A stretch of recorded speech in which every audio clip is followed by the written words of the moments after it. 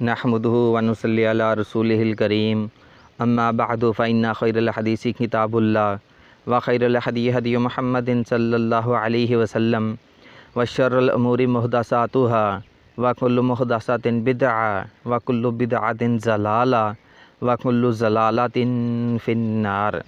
आज हम भाइयों के लिए दूसरी शादी का प्रपोज़ल लेकर आए हैं, क्योंकि लड़की बहुत गरीब है, गरीब घराने से है, यतीम भी है, बाप का सहारा छिन गया है, बाप किसी बीमारी की वजह से वफ़ात पा गए हैं, माँ अपना गुजारा बड़ी मुश्किल से कर रही है, सिलाई का काम करती है या लोगों के घरों में थोड़ा बहुत काम करके अपना गुजारा बड़ी मुश्किल से कर रही है। तो इसके अलावा जहेज़ वालों से भी एडवांस माज़रत है। लड़की जो औरत अपना गुजारा बड़ी मुश्किल से कर रही है वो जहेज़ क्या दे सकती है, सादगी से निकाह करना चाहती हैं। अगर कोई बंदा दूसरी शादी करना भी चाहे, बीवी बच्चे मौजूद भी हों, तो फिर भी कोई मसला नहीं है। तो जिन भाइयों ने अभी तक हमारे चैनल को सब्सक्राइब नहीं किया हो, हमारे चैनल को सब्सक्राइब कर लें ताकि हमारी हौसला अफजाई हो सके और आने वाली हर वीडियो भी आप तक पहुँचती रहे। तो चलते हैं मज़ीद मालूमात के लिए कि ये लड़की का प्रपोज़ल आपको दे दिया गया है। इसके अलावा आपको एक बात और कन्फर्म कर दूं कि लड़की के घर वालों के साथ किसी किस्म की लेन देन की हमारी ज़िम्मेदारी नहीं होगी। ये आपको क्लियर बता दूं। कोई बंदा कल को कोई लेन देन कर ले, बाद में हमें घसीटता फिरे कि भाई आपने रिश्ते का ऐड दिया था, हमारा रिश्ता हो गया है, अब उसके साथ हमारा प्रॉपर्टी का मसला आ रहा है, वो हमारे पैसे खा गई है। तो भाइयों, ऐसी ज़िम्मेदारी, ऐसी चीज़ों की, ऐसी बातों की ज़िम्मेदारी हमारी नहीं है।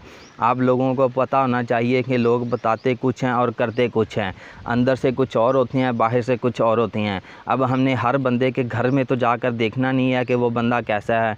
आप लोगों को पता है कि आपके हमसाए, इर्द गिर्द के महल्लेदार जो लोग रह रहे हैं, आपको उनका कितना पता है। इसी बात से अंदाज़ा लगा लें कि आप कभी भी किसी के दिल में दाखिल होकर नहीं दे सकते कि उसकी नीयत कैसी है।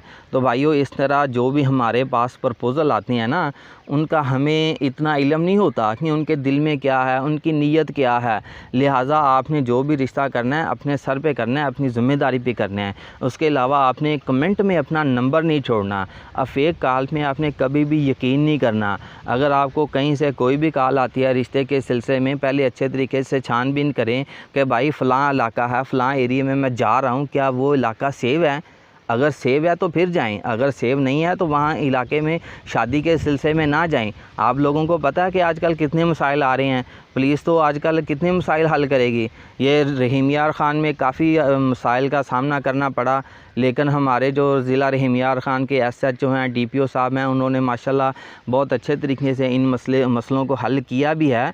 लेकिन हर मसला हल होने वाला नहीं होता। इसलिए मेरे भाइयों, आपने रिश्ते के सिलसिले में, ख़ासकर रिश्ते के सिलसिले में कहीं भी जाना है, मैं अपनी बात नहीं कर रहा कि मेरा चैनल देखा और आप भाग पड़े रिश्ते के सिलसिले में, मैं हर बंदे की बात कर रहा हूँ। आप किसी का भी चैनल देख लें, किसी के रिश्ते के सिलसिले में भी आप कहीं भी जा रहे हैं, उससे पहले अच्छे तरीके से अपनी छानबीन कर लें, फिर जाएं रिश्ते के सिलसिले में।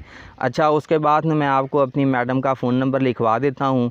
मज़ीद मालूमात के लिए आप इस रिश्ते के सिलसिले में मेरी मैडम साहिबा से बात भी कर सकते हैं। इस रिश्ते के सिलसिले में आप उनसे रब्ता कीजिए, अपने क्वाइफ उसे सेंड कीजिए। फ़ोन नंबर नोट फरमा लीजिए, 0345 22 46 567 ये फ़ोन नंबर है। मज़ीद मालूमात के लिए आप इस नंबर पर रब्ता भी कर सकते हैं।